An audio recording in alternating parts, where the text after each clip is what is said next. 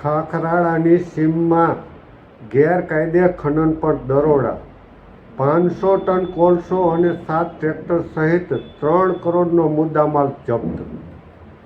એક શખ્સ ઝડપાયો. ખનીજ માફિયાઓમાં દોડધામ.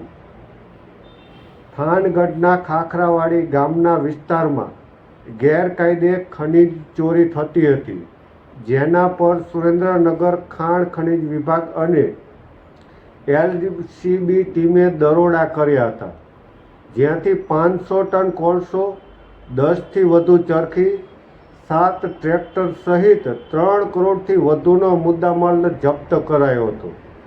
જ્યારે એક શખ્સ સામે થાન પોલીસ મથકે ફરિયાદ નોંધાઈ હતી.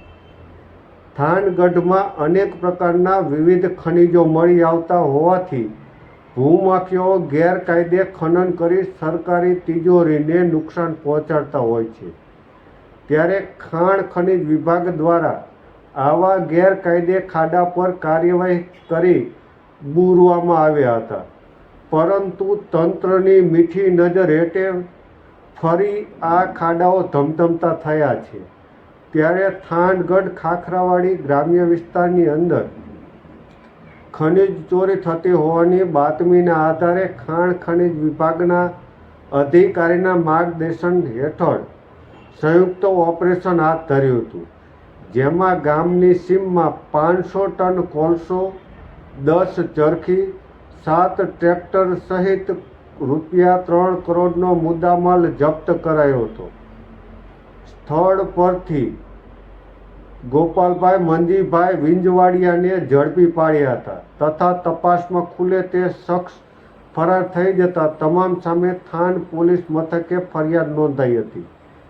આમ અચાનક દરોડાથી થાનગઢ કોલસા માફિયામાં અચાનક રેડ પડતા ભાગદોડ મચી જવા પામી હતી અને કુલ 3 કરોડથી વધુનો મુદ્દામાલ પણ જપ્ત કરાયો હતો.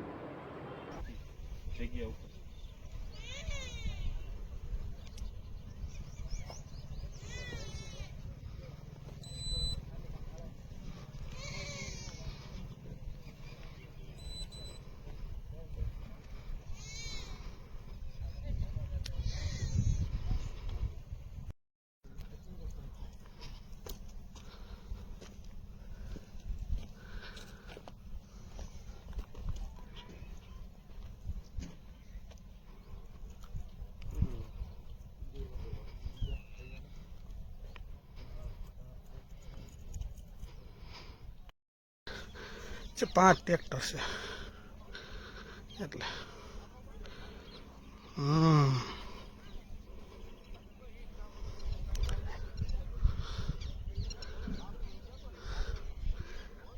ભાઈ ને ભાઈ